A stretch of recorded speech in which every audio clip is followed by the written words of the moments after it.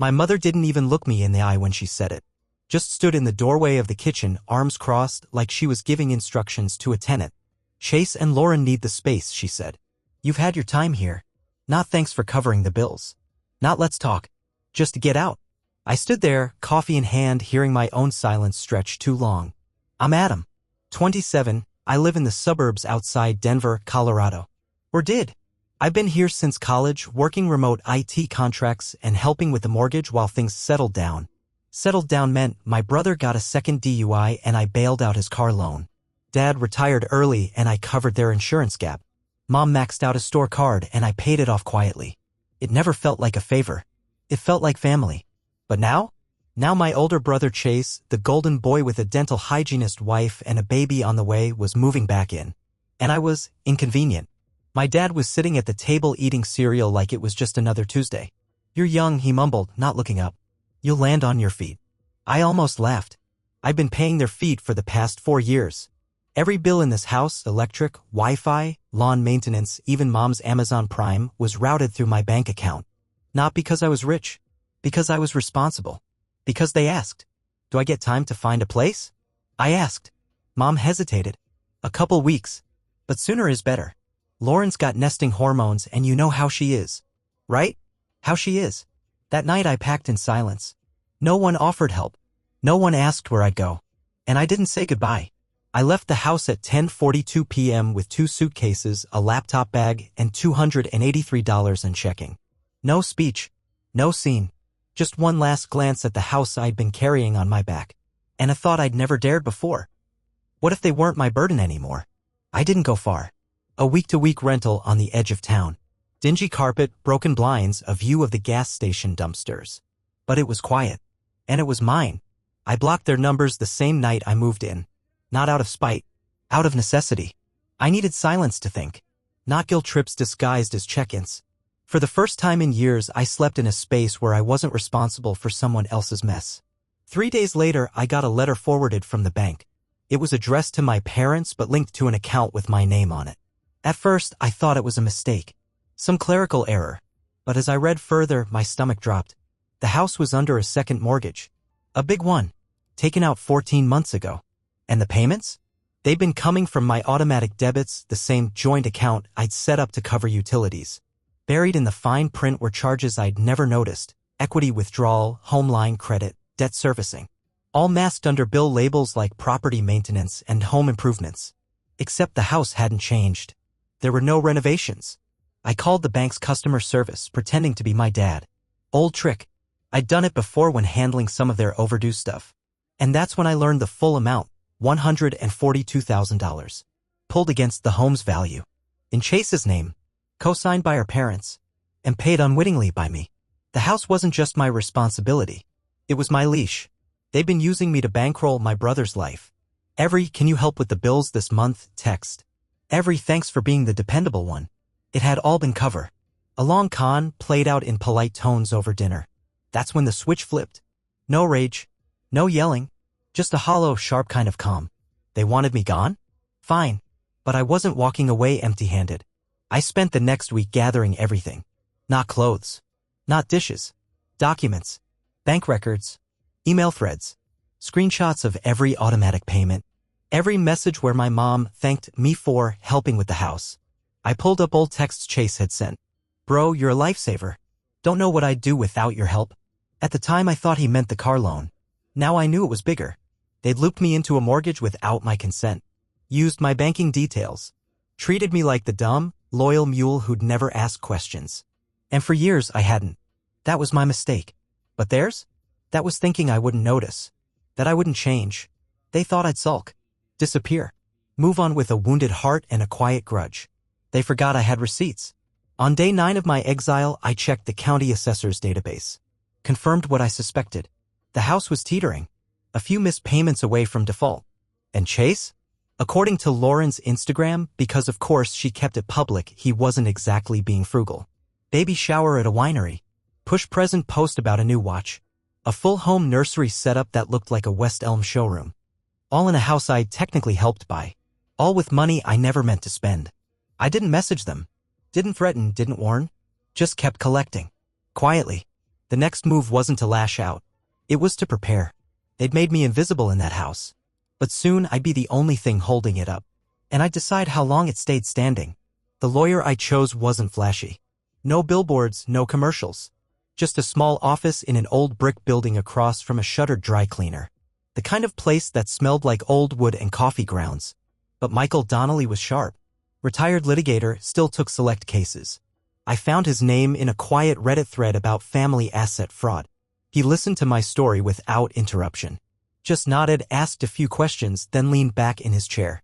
They never added you to the mortgage, he said. But they used your funds, documented transfers, to cover payments on an asset you didn't co-own. I nodded. That's not just unethical, he said. It's legally actionable. He asked for copies. I handed over the flash drive I'd prepped. Don't contact them, he said. Don't tip your hand. Let the house get behind. Let the pressure build. Then we make a move. What move? I asked. His mouth twitched in something that might have been a smile. The kind they won't see coming. That night, I went home and cracked a beer alone. No texts from family. No calls. Just peace and the growing hum of something new. Control. For once, I wasn't reacting. I wasn't fixing what they broke. I was setting the board. And I wasn't in a hurry. Let Chase spend. Let the mortgage slip. Every day that passed, my leverage grew. And when it hit the breaking point, I wouldn't ask for respect. I'd own the house they thought they stole from me. The first call came from my mother. Blocked number. I let it go to voicemail. Her voice was breathless, tight. Adam, can you call me back? There's something going on with the house, some mistake at the bank. I think a payment got missed. A mistake. Right? I saved the voicemail and didn't respond. The second message came 2 days later, this time from Chase. Same tone, more panic. Bro, I don't know what's going on. The mortgage company called me directly. Something about default notices. Dad's freaking out. He sounded confused. Not sorry. Not aware. Just inconvenienced. By then, 3 payments were past due. Michael had been right, just sit back and let the pressure build. Let them feel the walls close in. The 4th day, I got a notice forwarded to my rental. Official letterhead. Final warning. The house was 30 days from pre-foreclosure. That same night, Lauren posted on Instagram like nothing was wrong. Baby bump update. Filtered photo. Caption, blessed and glowing 2 hearts. Reality never seemed to touch them. Until I made it knock on their front door. Michael filed the paperwork the following week, a formal petition to claim constructive equity repayment. Legalese for it, they used your money to pay for an asset, now you can claim interest in it. It was the start of a process. One that would put a freeze on the house. One that would make selling or refinancing impossible. One that would scare the hell out of anyone planning to pass it along to the golden child and his perfect wife. 5 days later, I got an email. Subject line, can we please talk? It was from my dad. All lowercase. No punctuation. Just desperation. I stared at the screen for a long time. Then closed the laptop. I wasn't done setting the terms yet. By week 3, the mask started to crack. The calls shifted tone. Less guilt, more panic. Lauren texted me directly, first time in over a year. Hey Adam, not sure what's going on but the bank sent some legal notice. Chase is super stressed. Any idea what this is about? I didn't respond. 2 hours later, she followed up. We just need clarity. If this is something you did, please explain. We're family. Family. Now that word came out. I forwarded both messages to Michael. He called me an hour later. They're circling. They're scared. Now's the time. We filed the proposal, debt assumption in exchange for deed transfer. Translation, I take over the remaining balance on the house, but only if it becomes legally mine. Full ownership. No shared equity. No, we just need to talk about this as a family. A clean trade. Their silence for my solution. It hit them like a bat to the chest. First came my mother's call, voice trembling. You can't do this. It's our house. Second came my father's email. We trusted you. We needed help. This is betrayal. No acknowledgement of the years I paid for everything. No mention of the second mortgage I didn't sign for. Just outrage that I'd flipped the script. Then came the one I'd been waiting for, Chase. You think you're smarter than everyone now? You want to take the house like some petty little revenge move. It wasn't petty. It was payment. For years of bankrolling their comfort. For years of being the invisible son, the backup plan, the emergency fund with a quiet face. I replied to Chase with a single line. You already sold the house. You just didn't realize who bought it. They stalled. Of course they did. Tried to call my bluff. Tried to remortgage behind my back. But with the freeze in place and the debt history tied to my payment records, no bank would touch it. Their golden house, the one they thought would cradle their perfect new family, was bleeding value by the day. Michael kept the pressure steady. No threats. Just paperwork. Notices. Documentation. 3 more weeks passed. Then finally an email from their attorney. My clients are open to negotiating a solution that preserves the family home. Michael responded with 3 words. Title transfer only. That was the deal. No more half measures. No more phone calls. Just a notarized deed with my name on it in exchange for me assuming the remaining balance and saving them from foreclosure. The silence stretched for days. Then, out of nowhere, my dad showed up at my rental. I didn't let him in. He stood on the porch, eyes sunken, wearing the same jacket I bought him for Christmas 2 years ago. We didn't think it would go like this, he said. We thought you'd understand. I do, I said. That's the problem. He tried again. It was never about taking from you. It was about helping Chase. He needed a fresh start. So I don't. I asked. I was never given one. He looked down at his shoes. We thought you were okay, he said quietly. They always did. That was the story. Adam can handle it. Adam won't complain. Adam's fine. Until I wasn't. Until I left. And they realized I'd been holding the house up the whole time. 2 days later, the signed deed arrived by courier. Just like that, the house was mine. The ink was still drying when Chase called. I didn't pick up. Instead, I waited until the deed was officially recorded with the county clerk's office. Then I drove back to the house. Not to visit. Not to reconcile. To inspect my property. Lauren answered the door, lips tight, face pale. You could have just talked to us, she said. I did, I replied. You didn't listen. Inside, things were exactly as I remembered except Messier. Toys on the floor. Dishes in the sink. A stack of unopened bills shoved under a magnet on the fridge. Chase's coat was hanging on the stair rail. Like he owned the place. He came down the stairs, trying to act casual. So what now, he asked. I handed him a typed letter. Clean. Simple. Notice of new tenancy. 30-day occupancy grace period. After that, rent due or vacate. He laughed. A short, dry sound. You're kicking us out? I'm giving you the option not to be, I said. You're unbelievable, Lauren muttered behind him. No, I said. I'm just done being useful. They stood there, mouths slightly open, as I turned and left without another word. On the way back to the rental, I stopped by a coffee shop. Sat down, opened my laptop, and pulled up the rent market in the area. Then I drafted a lease agreement. 1 month. Market rate. If they stayed, they'd pay. If they couldn't, they'd leave. Either way, I was no longer the one left carrying everyone else. They had 30 days to choose. Week 1, they didn't respond. No signed lease. No payment. Just silence. Chase must have thought I'd cave. That this was some emotional power play, not a contract backed by law. Week 2, a cashier's check showed up in my P.O. box. No note. No apology. Just the exact rent amount down to the penny. They stayed. But the dynamic had shifted. Completely. The next time I visited the property, the yard was mowed. The trash bins were lined up perfectly. Even the porch light, burnt out for 3 years, was finally replaced. They'd never cared about upkeep before. But now? Now they knew every chipped paint corner, every leaky faucet reported to me. The man they tried to erase. Lauren didn't speak when I came to inspect the HVAC unit. Just watched from the doorway, arms crossed, humiliated in a way no words could reach. Chase tried small talk. How's work going, man? I ignored it. Wrote down the air filter size. Walked out. I wasn't rude. I was precise. Because this wasn't revenge anymore. It was business. The home they used to walk around like royalty? It was a rental unit now. Under my ownership. Bound by contract. And every month they stayed, they contributed to my investment. There was one more play left. And I was saving it for the exact right moment. Month 3, rent was late. By 6 days. Not a big deal unless you've spent years being treated like a backup plan. I sent a formal letter. Email and hard copy. Late fee added as per clause 6B. Future delays will not be tolerated. The next day, Chase called. I answered this time. Dude, come on, he said. It's just a few days. Your grace period expired the day you kicked me out. I said flatly. You're really going to nickel and dime your own brother? I didn't start this, I said. But I'm going to finish it right. He went quiet. You always act like you're better than us, he finally muttered. No, I said. I just stopped letting you treat me like less. 2 weeks later, I had a new buyer, a small investment group looking for long-term rentals in this zip code. They offered well over market value. All cash. Quick close. I didn't rush to accept. First, I sent Chase and Lauren a new notice. Property sale pending. Tenancy concludes in 60 days. You are required to vacate by date. I gave them exactly the same courtesy they gave me. None. Lauren tried to bargain. We have a baby. This is cruel.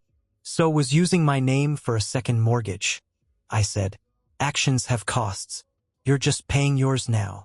The following week, I signed the sale agreement. The house closed in 29 days. I walked away with a clean check, zero debt, and a new address that nobody in my family knew. They gave me exile. I turned it into leverage, and I never looked back. They tried to stage an intervention, not for drugs, not for behavior, for my attitude. Aunt Linda called me out of nowhere. Sweetie, your mom is worried sick. Can we all just sit down and talk like adults? I almost laughed. Where was this energy when they handed my room to Chase like I was a tenant overstaying my welcome? Where were the calls when I vanished from every holiday, every birthday? I said nothing, just hung up. 3 days later, I got a group email. Subject line, let's rebuild.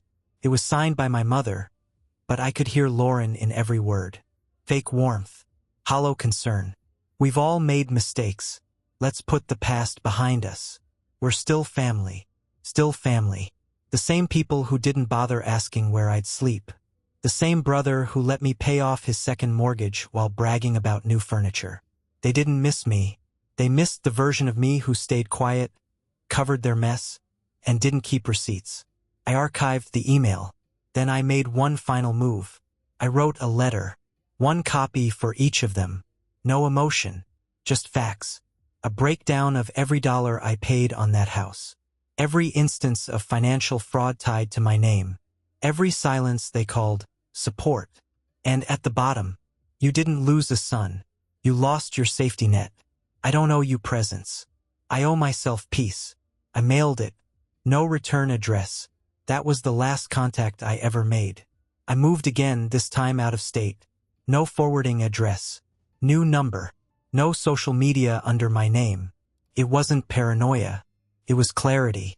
They'd built a system where I existed only when they needed something. Not a brother. Not a son. Just a reliable fix-it line they could call when the lights went out, literal or metaphorical. Not anymore. Michael sent me a brief note a few weeks later. Final escrow dispersed. Title recorded. You're free and clear. That line stuck with me. Not just about the house. About everything. I was free and clear. No more wondering if I was enough. No more twisting myself into a dependable shape to earn table scraps of affection. For the first time in my adult life, my energy wasn't being drained to prop up people who wouldn't do the same for me. And here's the kicker. I started sleeping better, deeper, quieter. My shoulders unlearned how to stay tense. I'd go days, sometimes a full week, without thinking about Chase or Lauren, or what Mom might be telling the cousins about poor Adam who turned cold. Let them rewrite the story however they need to sleep at night. I wasn't part of it anymore. I wasn't needed. And for the first time, that felt like peace. 6 months passed before the first whisper reached me. A mutual friend from high school messaged me on LinkedIn. Hey, weird question. Did you really buy your parents' house out from under them? I didn't respond, but more messages came. Apparently, Chase had been telling people I manipulated the system, that I blindsided the family, that I'd betrayed him during a difficult time. But the truth always leaks. Another message came in, from someone I barely remembered. A girl Lauren used to work with. Not sure if you care, but Lauren's telling people you forged documents. Might want to lawyer up. I didn't panic. Michael had anticipated this.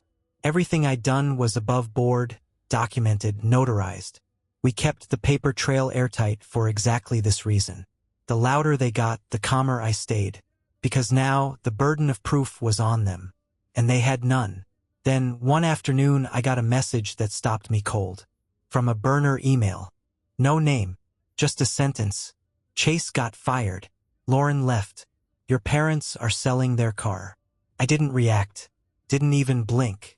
This was the same brother who told me I'd always be second place. The same parents who called my hard work luck. Now they were unraveling. Not because of anything I'd done, but because the person who quietly kept it all together had finally walked away. And unlike them, I didn't need to scream about it. I just watched it fall. Came on a Tuesday. Unfamiliar number, local area code. I almost let it ring out, but something in me said, pick up. Hello. Silence. Then, Adam. It's Mom. I didn't say a word. I know you don't want to hear from me. I get that. But, your father had a fall. Broke his hip. Things aren't easy here. Still I said nothing. She took that as an opening. Kept going. Chase is in a bad place. He hasn't worked in months. Lauren left with the baby. He's back in the basement. I could hear the weight in her voice. Not guilt. Not apology. Just fear. The fear of people who suddenly realized no one was coming to rescue them anymore. I don't know what else to say, she whispered. We're family. I finally spoke. No, you're relatives. That's not the same. She started to say something else, but I ended the call. No anger. No closure. Just a clean hang-up. I stared at the wall for a long time afterward. Not out of pain, but out of realization. They still thought this was about hurt. It wasn't. It was about respect. And once that's broken, it doesn't come back with hospital stories or crisis pleas. It comes back with humility, something they still hadn't learned. I never called back. Not because I was bitter. Not because I wanted revenge. Because I was done.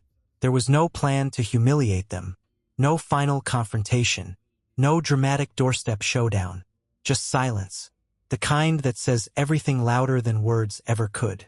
2 months after that call, I got a certified letter forwarded through my attorney. It was from Chase. 3 pages long. Rambling half-apologies mixed with backhanded justifications. He talked about pressure, about expectations, about doing what he thought was best for the family. At the bottom, one sentence stood out. If there's anything you can do, please help. I folded the letter in half. Slid it into a drawer. Never read it again. Because here's the truth. I did help. For years. I paid their bills. Carried their debts. Stayed quiet through every slight and every lie. I was the safety net they never thanked, only leaned on harder. But nets wear thin. And eventually they snap. I live in the Pacific Northwest now. Simple place. Clean air. A front porch I bought with money they once drained from me. Every month, rent from 2 properties hits my account. One of them was purchased with the proceeds from that old house. The one they thought they could toss me out of without consequence. The other, an apartment complex Chase applied to 6 months ago. He got denied. Bad credit. No cosigner. He never knew who owned the building. I never told him. Some lessons don't need to be shouted. They're better taught through structure, paperwork, boundaries, limits. I didn't raise my voice. I didn't break anything. I just left the table. And they noticed far too late.